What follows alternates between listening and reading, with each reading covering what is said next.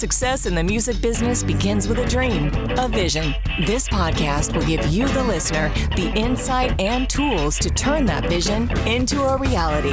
Meet the industry professionals who work day by day behind the scenes, helping to make those dreams come true. Welcome to the business side of music. Back in the studio here in Nashville, Tennessee. Dear friend and guest co-host today, because we're going to talk about something that necessarily is not our field of expertise, but we're very passionate about. Let's put it that way. Angela McHouston is with us here in the studio from Music Strong. We've had her on the show a couple of times. Angela, welcome to the show. Hi, Bob. Thanks to be here. Thanks to be here? That's not a Thanks thing. to be here. Thanks to be here. We'll go with that. I like that. Do you want to try it? You want to try it again, just for the heck of it? I don't care. No, let's leave it. That's funny. Whatever. It's nice to be here too. Indeed. We're talking about something. It's definitely been something I've been very passionate about for a long time. And then you posted something on Facebook a few months ago, I think it was, and I responded to it, and you and I started having some conversation. We both realized we feel the exact same way about this, and that is pay to play, which really hasn't raised its ugly head here in Nashville too much. Now, I'm from Southern California originally, and we had some venues out there, especially in Hollywood, that they were part of that pay-to-play scenario. We had Gazzari's, which was a rock and roll club, the Whiskey, a Go-Go, which has been around for a long time. And what they would do is they would set up to where they would give you a block of tickets, and whatever that number was. It was 25 or 50 or 100 tickets. And there was so much face value to those, and you as the artist or the band had to go out and sell that many tickets, or you had to write a check at the end of the day, whichever came first. So it prompted you to go out and sell the tickets and I get why they were trying to do that. Mm-hmm. No club owner, no venue operator wants to have an empty house when a band is performing. Now, the Whiskey is very unique in that is where acts such as The Doors, Jim Morrison and The Doors performed. Chicago played there, several major acts. That's where they got their start. And I don't think that was a pay-to-play situation. But I've been with some acts, I've been with some artists that have played both of those clubs I've mentioned, which is Gazzari's and the Whiskey. And it's been a pay-to-play proposition for them to get on stage. Let's talk about this Nashville scenario, which really wasn't so much a pay-to-play, but it was a very unique, let's say, quote-unquote, opportunity for artists that just didn't make sense. Yeah, and I feel like it's kind of morphed into a big, ugly monster at this point, like with no end in sight is kind of where we are. From what I'm hearing, because, that's not my scene. I'm a classical musician, so I'm not on Broadway playing those venues. But for my friends who play those venues, what I hear is the same thing over and over again. Like we have artists who show up and they're playing for tips, and they're playing 4-hour sets with one break, maybe 2. 4 hours for tips? And this is on Lower Broadway. This is on Lower Broadway, and they'll do 2, 3, sometimes 4 of these in one day. Sets. Yeah. Which boggles my mind that this is okay. And from the people I've talked to, what I hear is a lot of times people will use this to fill the space between when they're going out on the road with other bands, and then they just come back and, they fill in and they play all over the place, but then they go out on the road with somebody else. So it's not a full-time gig. But for the people who are just starting here, it's this whole thing of this is how, quote unquote, they think this is how I make it.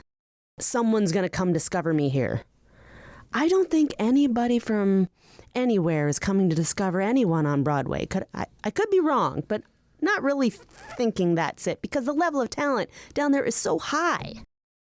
Do you really go there to discover people? Yeah, so going back to my label days, when I worked at the record label or various record labels, we didn't go on Lower Broadway. Of course, Lower Broadway back then was a lot different than it is now. Very different scene back then. We didn't have the bachelorette parties. We didn't have the wild, crazy Las Vegas Strip type vibe that Lower Broadway has now. And some people like that.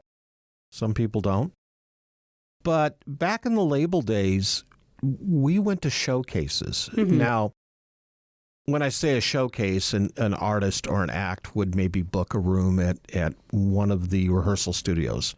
Might be Sound Check, or it might be SIR, Studio Instrument Rentals, one of those types of venues. Or they'd rent a club. They'd rent out a club for the evening. And it would kind of be like a no-host bar. It would be, or maybe I should say it'd be an open bar, and they'd bring in food, and they would entertain prospective, whatever, label people, managers, agents, promoters. They would bring them in. Mm-hmm. 30 minutes, 45 minutes, 60 minutes, bada bing, bada boom. They're done. Mm-hmm. But I don't think in this world, those A&R guys or those artist development people, I don't think they go to Broadway. Now, with that being said, and we're talking just about Nashville, there's other markets out there that I've actually worked in, like Austin, Mm-hmm. Texas, Boston, Massachusetts, Chicago, Illinois, Orlando, Florida. And I'd love to hear from some of our listeners what they think, but I don't think that game is played in any other market domestically, and I have no idea what it's like in the world. Now, I will preface that by saying we had an artist on the show a couple months ago from Australia who talked about busking. She would go out and stand in front of merchants and play for tips and for free. Right. But that's something totally different. That's like a 15, 20, maybe 30-minute. You're talking these people play for hours upon hours. Hours. And they're in a band. This is not a solo gig. And we have that on Lower Broadway as well. I mean, I can think of all kinds of people who do that same thing, which I think is great. And it kind of adds to the ambiance and the charm of it. And it can be kind of fun. But the idea that you are a professional musician, you are an artist, this is not your hobby. You're trying to make a living out of this, and you're playing for tips. Or paying to play. Yeah.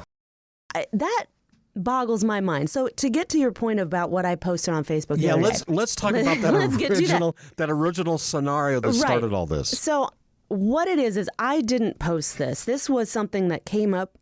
Some other person on my feed posted it, and it was an ad from Kendra Scott and their new location on Broadway and 5th. And what it basically said was, and this is just in a nutshell, we cannot pay you. We want you to play for an hour and a half. We, quote, cannot pay you. And they gave reasons why that made no sense. But we'll give you a piece of jewelry.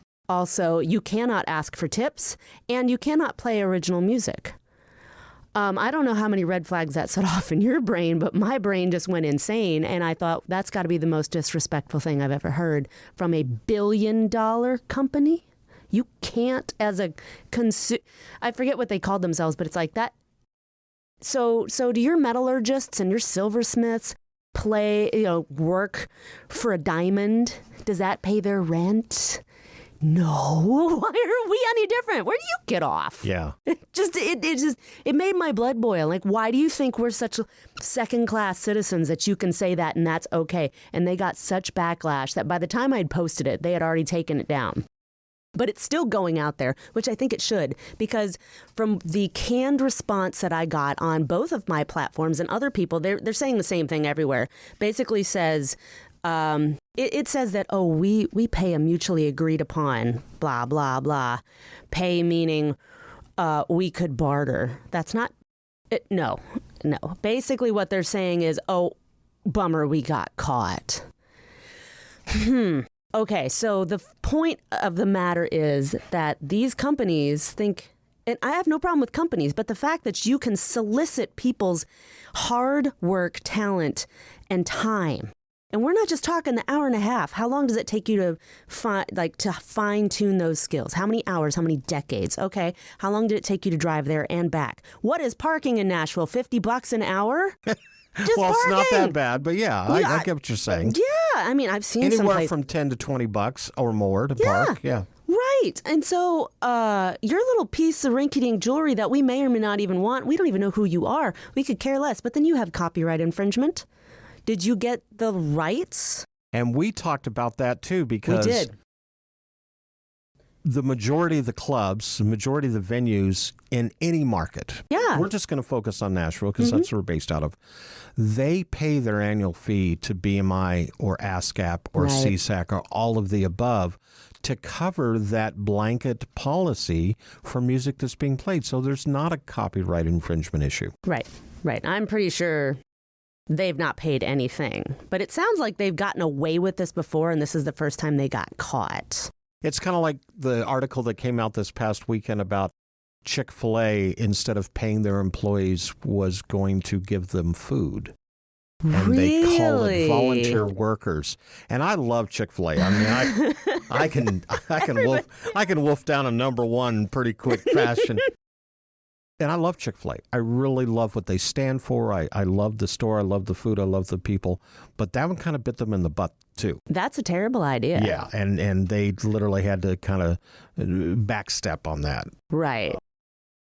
I think, it doesn't necessarily matter who the retailer is, and we're not here to pick on one in particular. No. But I think, first of all, I think any artist that is out there trying to make a name for themselves, and what is the rule of thumb these days? 10,000 hours before you master your craft, something like that is what I've heard. Yeah. Malcolm Gladwell says that anyway in his book. Yeah, and I think that's pretty much the norm. And I'm only 9,900 and some odd hours away from... You're almost there. Almost. At least in the podcast world. But I think that when an artist gets out there to try and make a name for themselves, and let's take a step back even further. Why are you doing that? Why are you playing on Lower Broadway? Why are you playing different clubs around whatever city you're in? Yeah. Insert name of city here. Exposure. That's part of it. But exposure does not pay. You see these cartoons all the time of, gee, I'm glad we'll finally get some money after all this exposure, kind of tongue in cheek. That doesn't happen. So, but they're doing it for exposure. They're doing it for learning opportunity. But that doesn't pay the bills. That doesn't put the gas in the car, let alone pay for the parking spot that you have to have while you're at the venue. Doesn't pay for the strings on your instruments. Doesn't pay for the lessons you've taken. Doesn't pay for all of that time. And there's a value there. There's a worth. And I think that's what a lot of these artists are going to understand. Yeah, there's so much to unpack there. And it's hard to kind of boil it down into cut and dried. This is the answer. This is the problem. Bada bing, bada boom, right?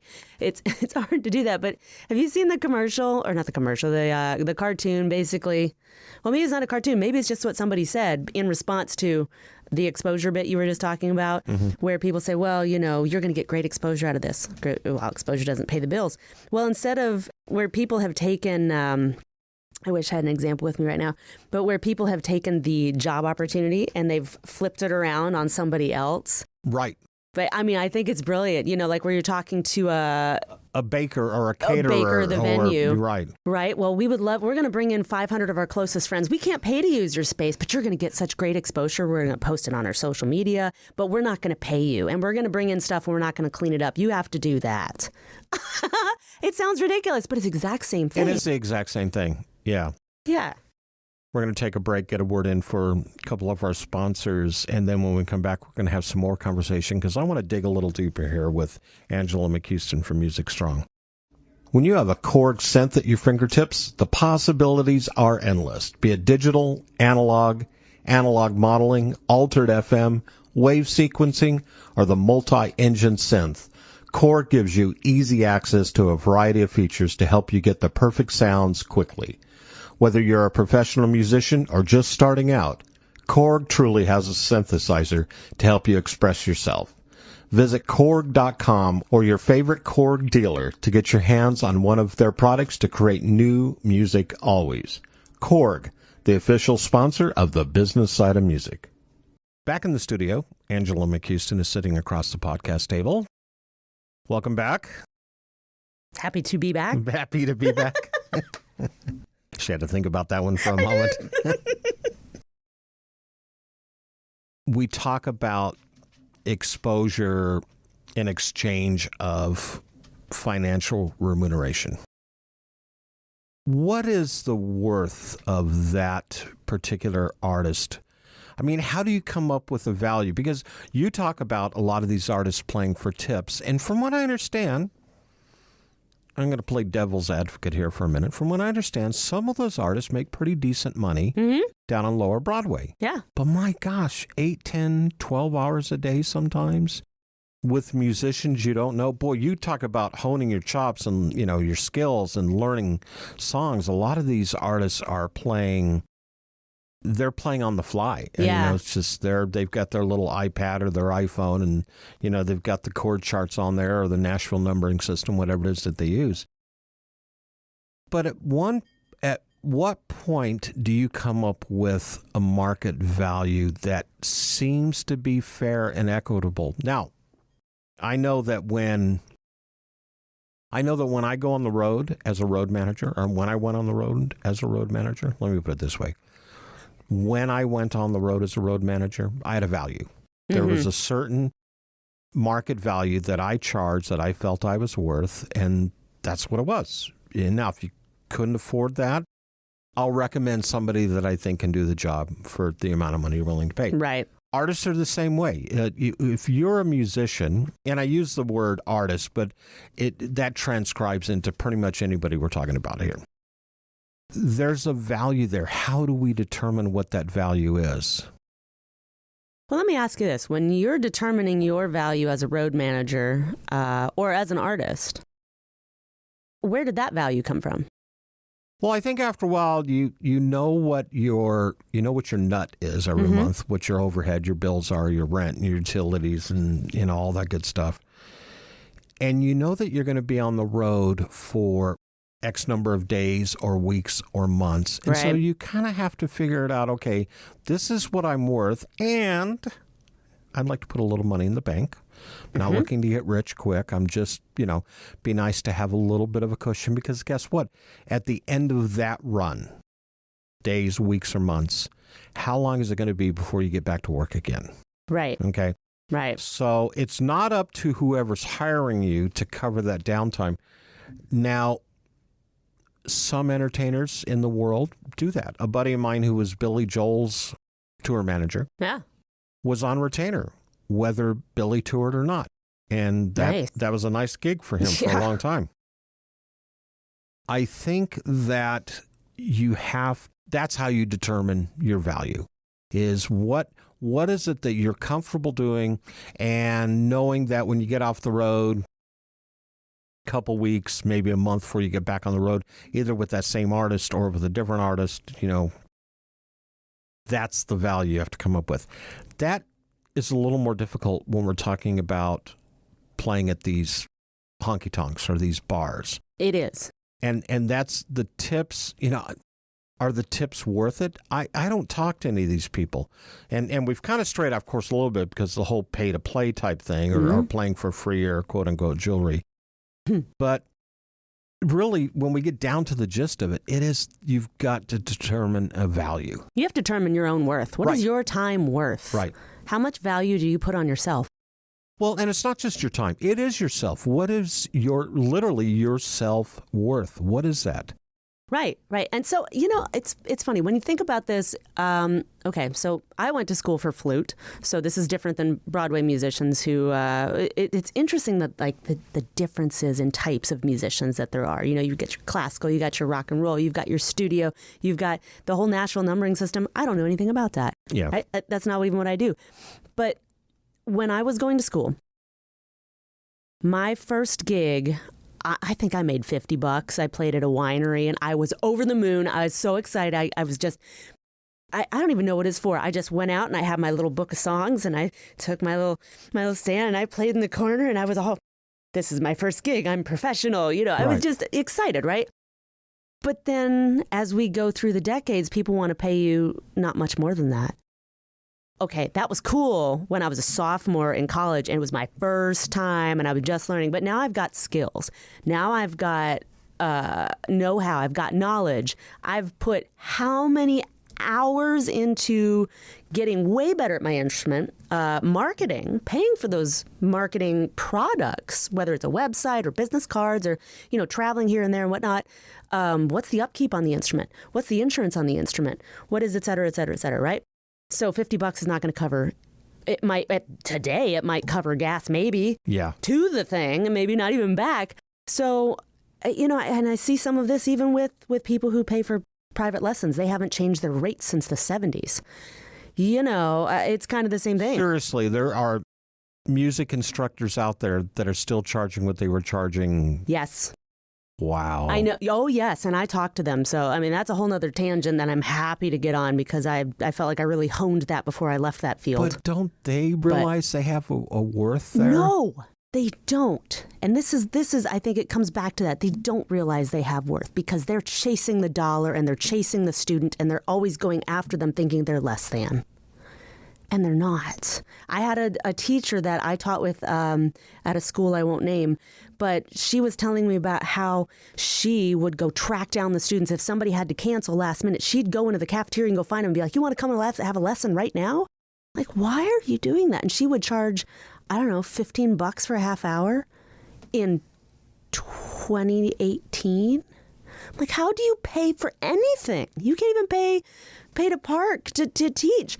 And I looked at her and said, I don't have kids pay by the lesson. I have them pay by the semester, just like a college course. I don't care how many lessons they get or don't get. And if they show up or don't, I get paid. Right. And it just did not compute whatsoever. I'm like, I do not chase down students, period.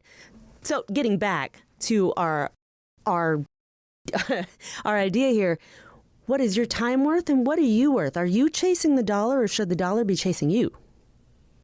Yeah. Boy. I like. And there, ladies and gentlemen, is the title of our show, this episode. You're right. Should you be chasing the dollar? Should the dollar be chasing you? Because it comes back to what I said. There's a certain amount of self. Right. And I think a lot of times in our industry, and we see it a lot, and I'll broaden that scope a little bit. In the entertainment industry as a whole, there's a lot of self-confidence issues. Am I worthy enough? Am I good enough? Well, if I don't do it, somebody else will. And that's part of the plague, not a problem.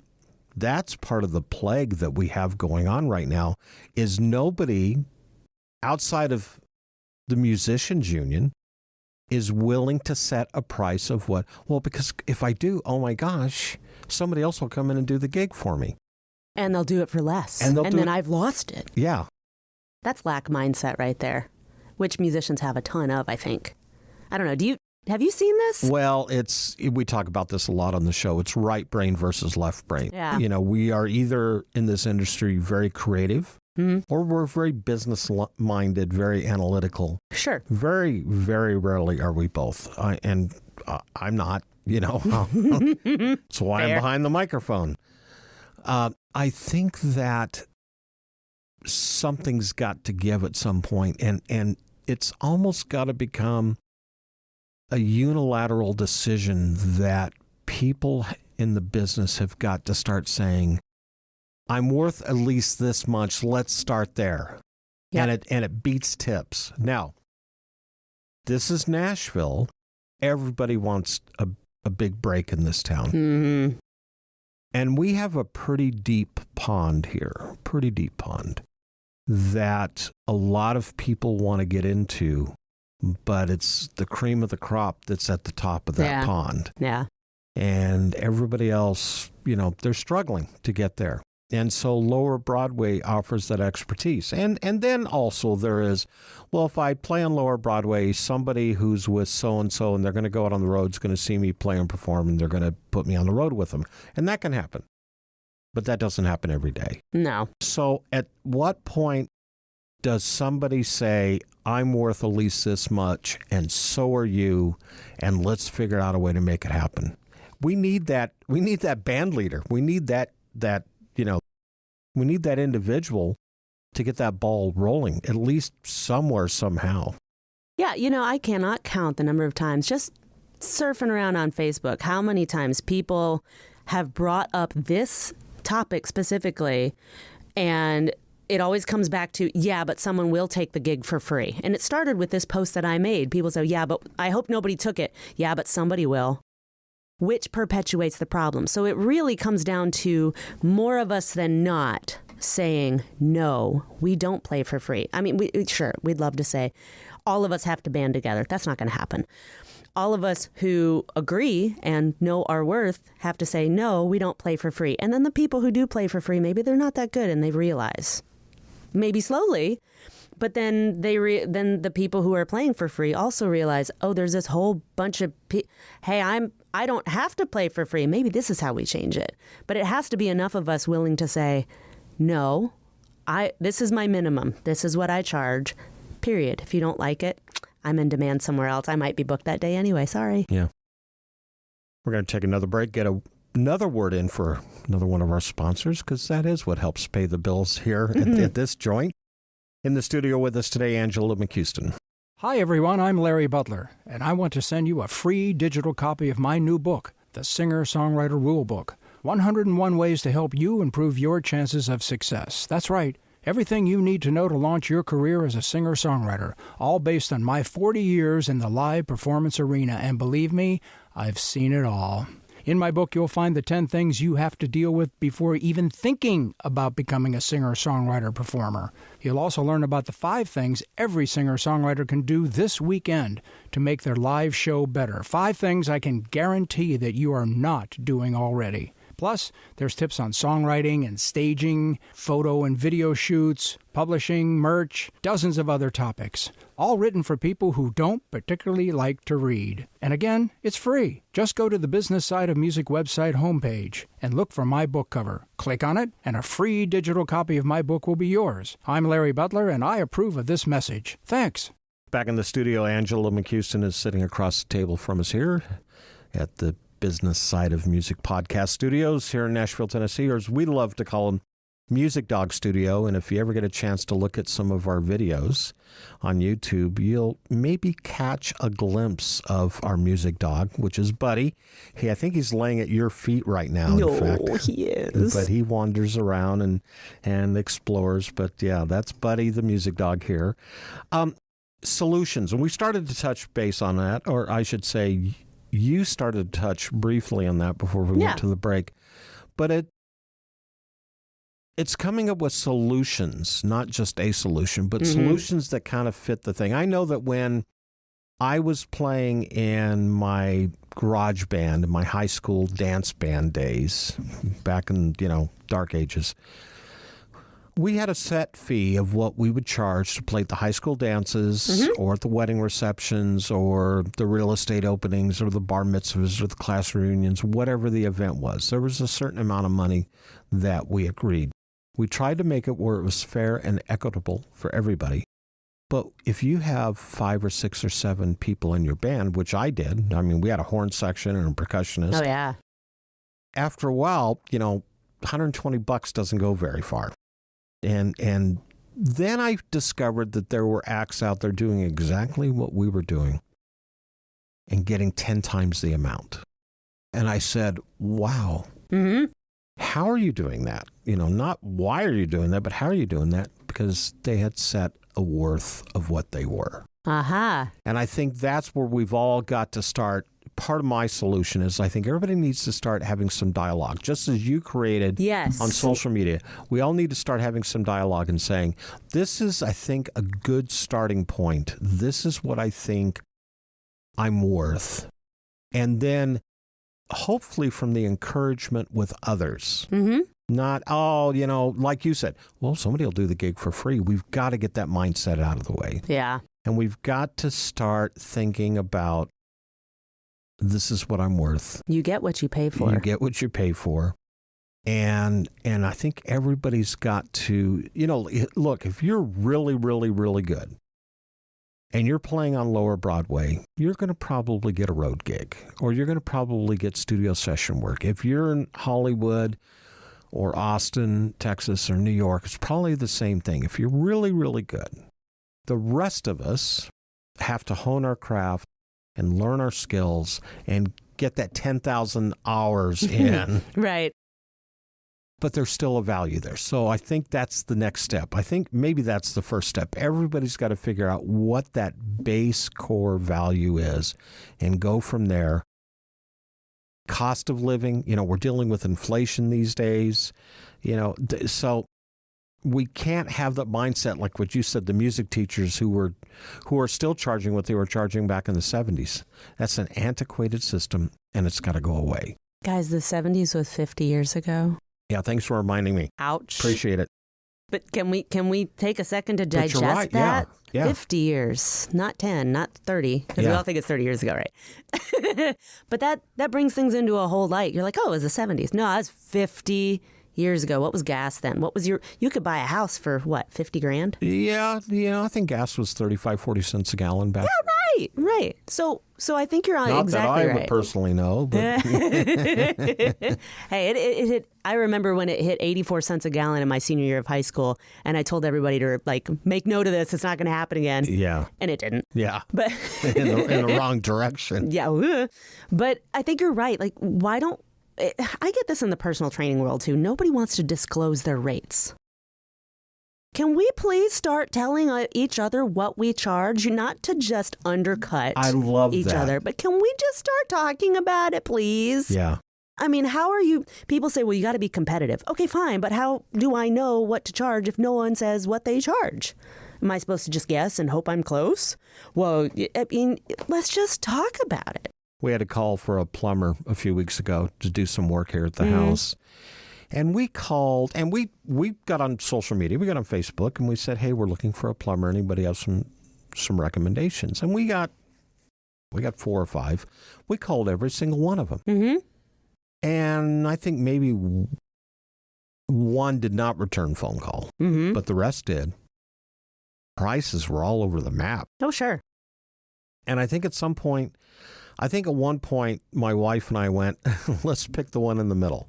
Because the one real cheap might be that way for a reason. Right. And the one real expensive obviously thinks a lot of themselves.